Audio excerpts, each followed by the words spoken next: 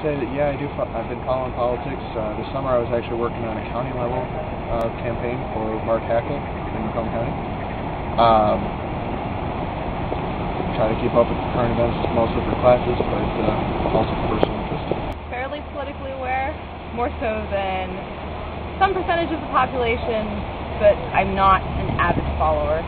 But he's the incumbent sheriff. He's done a lot of work for done a lot for the county, cutting budgets while maintaining effectiveness, and this is going to be our first county executive, so I want somebody that is actually able to step in and administer well. I volunteered for something at home when I was in high school. I think it was just to get out the vote, but I wasn't actually eligible, so I think I must have did paperwork. Got it. So people vote in the midterm elections. It's just a reminder postcard. You just fill it out, and then people will get this reminder in a couple weeks so they remember to go to the polls.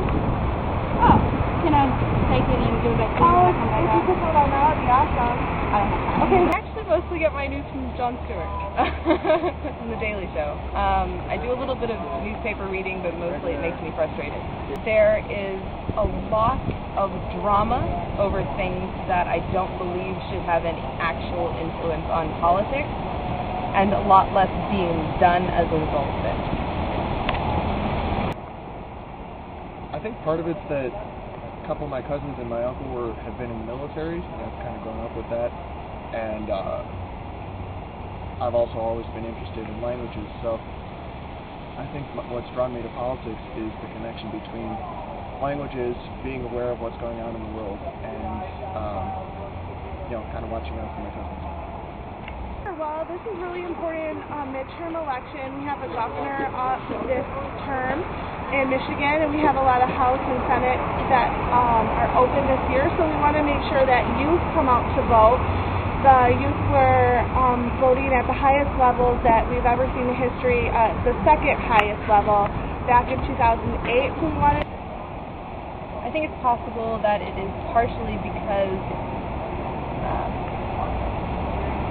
it's explained in a manner that isn't obvious, probably because so little is frequently done, that it gets frustrating for people to firstly try to understand, and secondly understand why things haven't been moved forward as they said they were going to.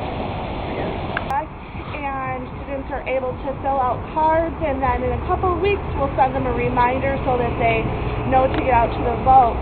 And also there's a research component where a certain amount of people will be a control sample, and then obviously some people will get the reminder. So with Clean Water Action, we're a grassroots environmental organization. We're part of a coalition of groups called Michigan Voice that work on progressive issues like this, where we want to make sure that issues like education, the environment, public safety are really at the top of voters' concerns. So we want to make sure that we're talking to all segments of the population, and students are traditionally high voters in presidential elections, but again, we want to make sure they come out at midterm elections as well.